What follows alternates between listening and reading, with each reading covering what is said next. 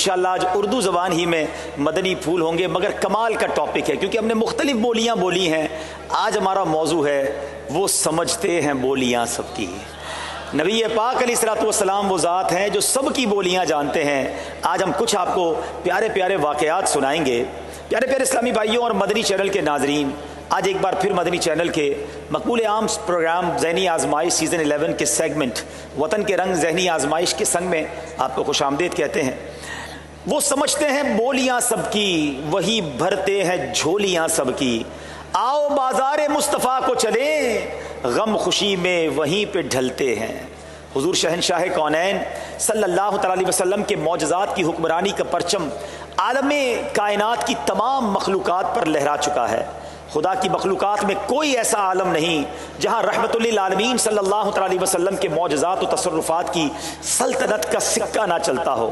انسانوں کے علاوہ جمادات و نباتات اور حیوانات نے بھی اپنی تکالیف اور مرادیں نبی پاک علیہ الصلوۃ والسلام کی بارگاہ میں عرض کی اور سرکار علیہ الصلوۃ والسلام نے ان کی مرادیں بھی پوری فرمائیں۔ سلام کرنے والا پتھر، حضرت جابر بن سمورہ رضی اللہ تعالیٰ عنہ کہتے ہیں کہ رسول اللہ صلی اللہ تعالیٰ علیہ وسلم نے فرمایا کہ مکے میں ایک پتھر ہے جو مجھ کو سلام کیا کرتا تھا، میں اب بھی اس کو پہچانتا ہوں۔ میرے آقا پتھر کی بولی بھی سمجھتے ہیں۔ رونے والا ستون، مسجد نبوی شریف میں پہلے ممبر نہیں تھا، کھجور کے تنے کا ایک ستون تھا، اس سے ٹیک لگا کر میرے آقا خطبہ دیا کرتے تھے۔ جب ایک انصاری عورت نے ایک ممبر بنوا کر مسجد نبوی میں رکھا تو آپ نے اس پر کھڑے ہو کر خطبہ دینا شروع کر دیا۔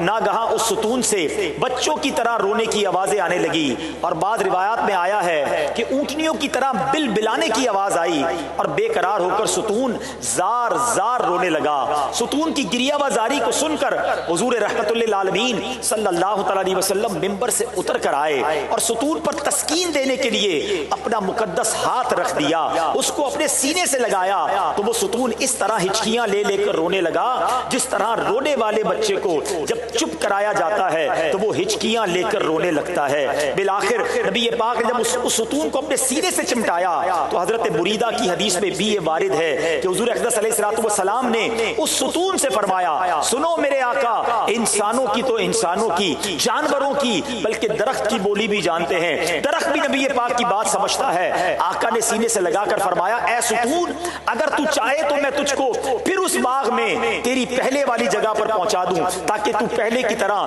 ہرا بھرا درخت ہو جائے، ہمیشہ پھلتا پھولتا رہے، اور اگر تیری خواہش ہو تو میں تجھ کو باغ بہشت یعنی جنت کا ایک درخت بنا دینے کے لیے خدا سے دعا کر دوں تاکہ جنت میں خدا کے اولیاء تیرے پھل کھاتے رہیں۔ یہ سن کر ستون نے اتنی بلند آواز سے جواب دیا کہ آس پاس کے لوگوں نے بھی سن لیا۔ ستون کا جواب کیا تھا؟ سنیے عاشقان رسول۔ ستون کہتا ہے، یا رسول اللہ صلی اللہ تعالی علیہ وسلم، میری یہی تمنا ہے کہ میں جنت میں ایک درخت بنا دیا جاؤں تاکہ خدا کے اولیاء میرا پھل کھاتے رہیں، مجھے حیات جاودانی مل جائے۔ حضور علیہ الصلوۃ والسلام نے فرمایا کہ اے ستون، میں نے تیری اس آرزو کو قبول کر لیا۔ پھر آپ نے سامعین کو مخاطب کر کے فرمایا، اے لوگوں دیکھو، اس ستون نے دار الفنا کی زندگی کو ٹھکرا کر دار البقا کی حیات کو اختیار کر لیا۔ ایک روایت میں یہ بھی آیا کہ آپ علیہ الصلوۃ والسلام نے ستون کو اپنے سینے سے لگا کر ارشاد فرمایا، مجھے اس ذات کی قسم ہے جس کے قبضہ قدرت پہ میری جان ہے، اگر میں ستون کو اپنے سینے سے نہ چمٹاتا تو قیامت تک روتا رہتا۔ اے میرے بیچے اسلامی بھائیوں، یہاں بڑی عشق والی بات علماء نے لکھی ہے کہ جب ستون روئے عشق رسول میں تو نبی پاک سینے لگاتے ہیں، امتی عشق رسول میں آنسو بہائے تو آقا کیوں نہ کرم فرمائیں گے۔ اور سبحان اللہ، آج بھی یہ ستون کہاں ہے؟ ریاض الجنہ میں۔ یہ وہ ستون ہے کہ جو رونے والا ستون ہے، جس کو وہاں اپنا دیا گیا تھا، وہ پلر کا وہ یاد دلاتا ہے اس ستون کی۔ اللہ کریم سے دعا ہے کہ رب کریم ہم سب کو مدینہ منورہ کی حاضری عطا فرمائے، ریاض الجنہ میں جا کر ہمیں نوافل پڑھنا نصیب فرمائے۔ آئیے اردو زبان میں ہمارا مدنی مقصد دہرائیں گے جو کہ ہمارے لیے بڑا آسان ہے۔ ہمارا مدنی مقصد کیا ہے؟ اپنی اور ساری دنیا کے لوگوں کی اصلاح کی کوشش کرنی ہے انشاءاللہ عز و جل۔ مجھے اپنی اور ساری دنیا کے لوگوں کی اصلاح کی کوشش کرنی ہے انشاءاللہ۔